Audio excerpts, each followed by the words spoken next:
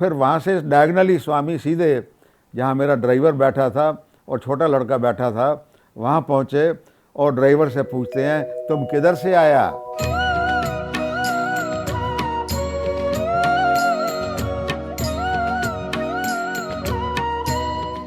1947 में हम लोग पार्टीशन के समय पे पाकिस्तान से इंडिया आए। उसके बाद पहले मेरठ में रुके, फिर मेरठ से ही मैं इंदौर आ गया और आज तक फिर इंदौर में हूँ। सन 53 में मैं इंदौर आया था। भगवान के साथ मेरी मुलाकात, पहली मुलाकात जो थी वो 1 जनवरी 1973 को हुई। मैं प्रोफेशन से एडवोकेट हूँ, इनकम टैक्स के कंसल्टेंट्स हैं। मैं और मेरे अंकल हम दोनों मिलकर प्रैक्टिस करते थे। महारानी रोड पर यहाँ पर हमारा ऑफिस था और मेरे अंकल ही बाबा के डिवोटी थे।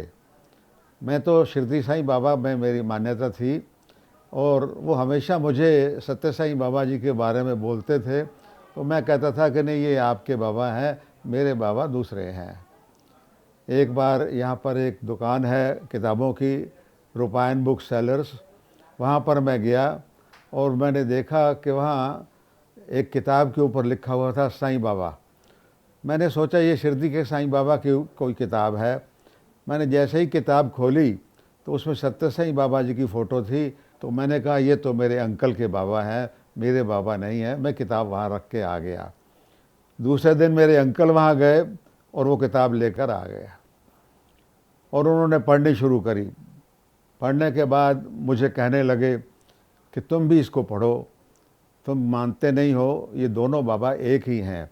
मैंने कहा नहीं नहीं, ये आपके बाबा हैं, हमारे बाबा तो शिरडी के साईं बाबा हैं।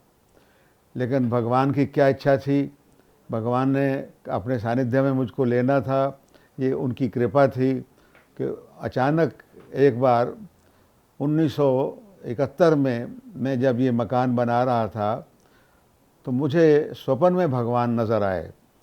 सवेरे 4 बजे का टाइम था और स्वप्न इस किस्म का था कि भगवान एक रथ के ऊपर खड़े हुए हैं। और रथ कौन सा है? रथ तो है अर्जुन और कृष्ण वाला, और स्वामी खड़े हैं उस पोज में, शंकर जी के पोज में, नृत्य के पोज में, और आशीर्वाद दे रहे हैं। और उनके पीछे इतनी भारी रोशनी है कि मैं आज भी जब मैं प्रयास करता हूँ उसको देखने के तो मेरी आंखें चुंधिया जाती हैं।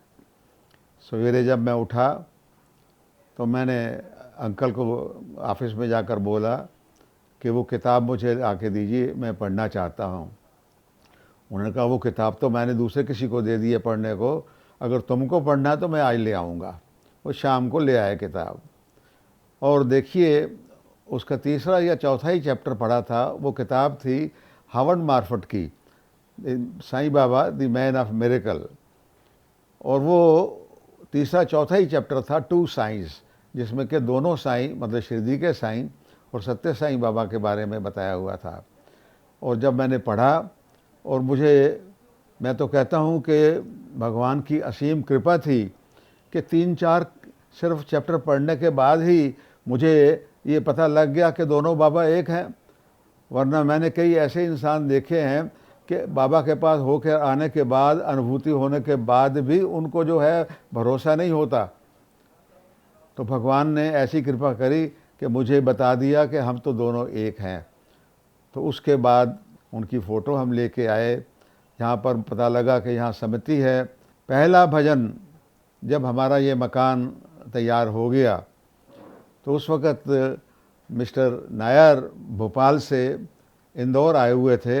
मास्टर नायर जो थे सत्य साईं ऑर्गेनाइजेशन के एक बहुत बड़े कार्यकर्ता थे और मैं उनको नहीं जानता था। एक दिन मैं इनकम टैक्स ऑफिस में गया, वहाँ mister NP Bhatt assistant commissioner थे इनकम टैक्स के अपील्स के, उनके यहाँ मेरी अपील लगी हुई थी। अपील में दौरान में उनको एक फ़ोन आया जिसमें मिस्टर नायर बोल रहे थे और वो नायर साहब की और उनकी बातचीत से मुझको ये समझ में आया कि वो बाबा के बारे में बातचीत कर रहे हैं। तो भट्ट साहब ने उनको नायर साहब को बोला कि आप कल जो है नाश्ते पे मेरे यहाँ आइए। तो जब उनकी चर्चा ख़त्म हो गई तो बात करने लगे तो मैंने भट्ट साहब को बोला कि क्या मैं भी आपके यहाँ नाश्ते के लिए आ सकता हूँ? अब देखिए, उन्होंने तो नहीं मुझे बोला, लेकिन मेरी इच्छा चूँकि वहाँ पर नायर साहब आ रहे थे और मुझे पता लगा कि वो एक बाबा के डिवोटी हैं, तो मैंने उनको कहा मैं इसलिए आना चाहता हूँ। तो उनसे मेरी मुलाकात हुई, बाबा के बारे में और कुछ पता लगा, और उन्हीं दिनों में बाबा का बर्थडे था। तो मिसेस सचदेवा को ऐसी जानकारी मिली कि यहाँ पर जो है नारायण सेवा होती है बाबा के यहाँ। तो हमने यहाँ समिति को अप्रोच किया।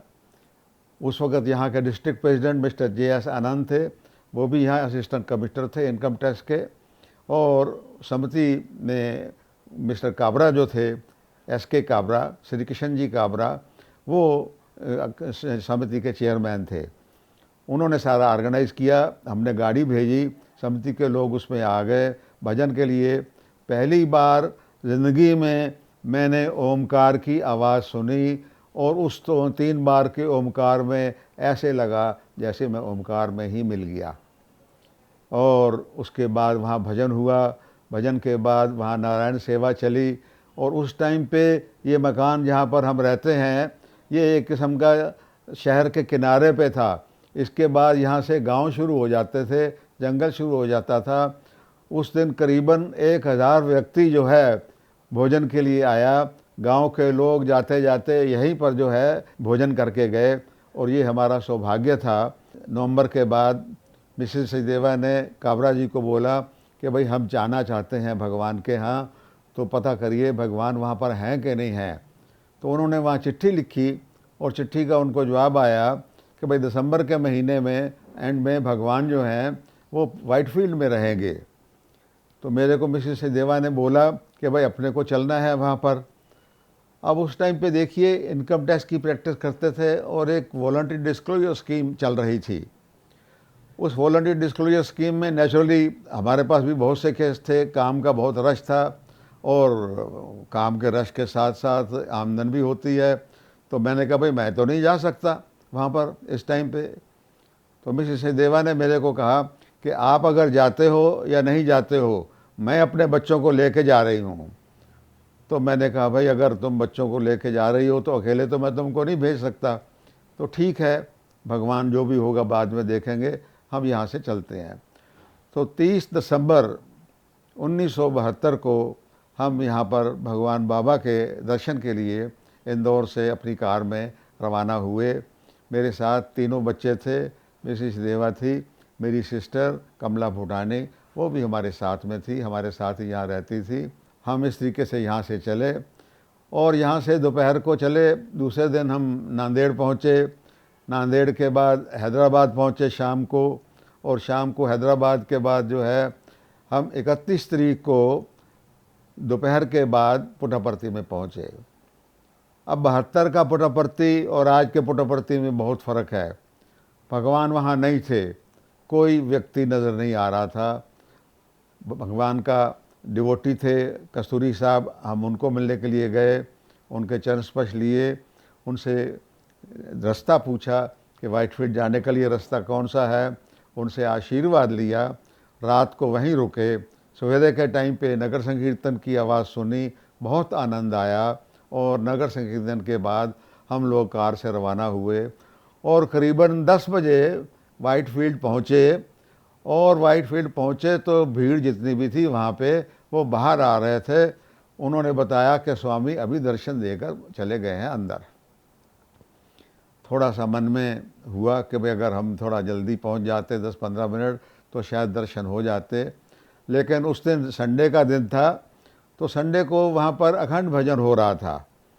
तो हम लोगों ने कहा भाई हम अभी यहीं रुक जाते हैं, बेंगलोर में रहने के हिसाब से बाद में जाएंगे, शाम को चले जाएंगे, तो आज शाम तक यहीं रुकते हैं, शाम को पता लगा भाई स्वामी फिर आएंगे।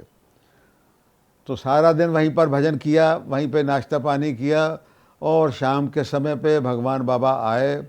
और डॉक्टर VK गोकक जो कि बाद में हमारे यूनिवर्सिटी के सत्य साई यूनिवर्सिटी के वाइस चांसलर बने, और उस वक्त बाबा के बहुत डिवोटी थे, उन्होंने स्वामी की स्पीच जो थी वो ट्रांसलेट करी कन्नड़ में।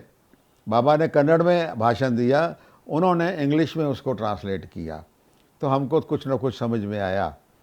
और उस वक्त स्वामी के पहले दर्शन जो थे हमने उस दिन संडे को 1 जनवरी को स्वामी के दर्शन किए और दर्शन करने के बाद फिर हम लोग गाड़ी में चूँकि आए थे बेंगलोर चले गए। किसी ने बताया कि वहाँ रिटायरिंग रूम में जगह मिल जाती है, तो हम लोग रिटायरिंग रूम में गए। वहाँ बहुत बड़ी अच्छी जगह हमको मिल गई और सामान वगैरह लेकर हमने वहीं रख कर और वहीं पर अपना निवास बनाया।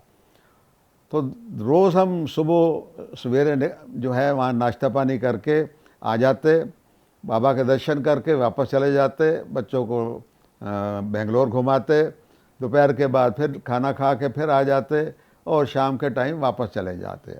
3-4 दिन रुके। तो उस दौरान में वीके गोकक साहब को भी मिला, वहीं पर उनको साथ में बंगले में रहते थे। और 1-2 दिन जब मिलता रहा तो एक दिन उन्होंने कहा कि I have mention about you to Swami. अब एक दिन वहाँ पर स्वामी के रेजिडेंस के सामने 2 लाइनें लगी, एक लाइन लेडीज़ की एक साइड पे और एक साइड पे जेंट्स की। तो जेंट्स की साइड पे एक जगह पर मैं और मेरा बड़ा बच्चा बैठा हुआ था, जिसका नाम त्रिभुवन है, हम उस वक्त उसको बंटी बोलते थे। और सामने वाली लाइन पे डायगनली मेरी मिसेस, मेरी सिस्टर और मेरी बड़ी बेटी रितु वो बैठे थे, और उनके डायगनली मेरा छोटा बेटा जिसको हम छोटू बोलते थे, जिसका नाम ध्रुव है, और हमारा ड्राइवर छोगालाल वहाँ बैठे थे। उन दिनों में क्या हुआ कि बहुत से बड़े बड़े लोग आ रहे थे कारों में और सीधे बाबा के बंगले में चले जाते थे। मिसेस देवा के मन में कुछ ऐसे विचार आया कि भाई देखो, यहाँ तो बड़े लोगों को ही जो है मुलाकात स्वामी से होती है, हम तो बहुत ऑर्डिनरी व्यक्ति हैं, हमारे से क्या बातचीत करेंगे स्वामी। तो देखिए, मैं जहाँ बैठा हुआ था मेरे साथ एक बर्मा के एक डिवोटी बैठे हुए थे। करीबन 4 बजे के करीब अचानक मैंने जैसे बड़ी ज़बरदस्त फ्रेगरेंस मेरे को आई।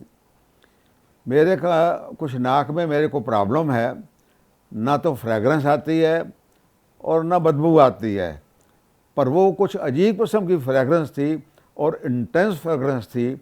वेव ऑफ फ्रेगरेंस आया और जैसे मैंने मुड़ के देखा तो स्वामी बाहर आ रहे थे और स्वामी चलते चलते सीधे हमारे पास आए, मेरे सामने खड़े हुए, लेकिन बात बर्मा वाले से कर रहे थे। मैंने चरण स्पर्श लिए, मेरे बेटे ने बंटी ने चरण स्पर्श लिए। यहाँ से स्वामी मेरी मिसेस के पास गए डायगनली, उनको चरण स्पर्श दिए, कोई बात नहीं करी उनसे। मेरी लड़की को चरण स्पर्श दिए, मेरी सिस्टर को चरण स्पर्श दिए, और फिर वहाँ से डायगनली स्वामी सीधे जहाँ मेरा ड्राइवर बैठा था और छोटा लड़का बैठा था वहाँ पहुँचे और ड्राइवर से पूछते हैं, तुम किधर से आया? वो कहता है, स्वामी हम इंदौर से आए। मेरी वाइफ कहती है, मेरे मन में से वो शंका निकल गई कि स्वामी बड़ों से बात करते हैं, अगर यहाँ देखा जाए तो इस वक्त तो हम बड़े थे, हमारा ड्राइवर छोटा था, लेकिन हमसे ना चर्चा करते हुए स्वामी ने जो है उस हमारे ड्राइवर से बातचीत करी।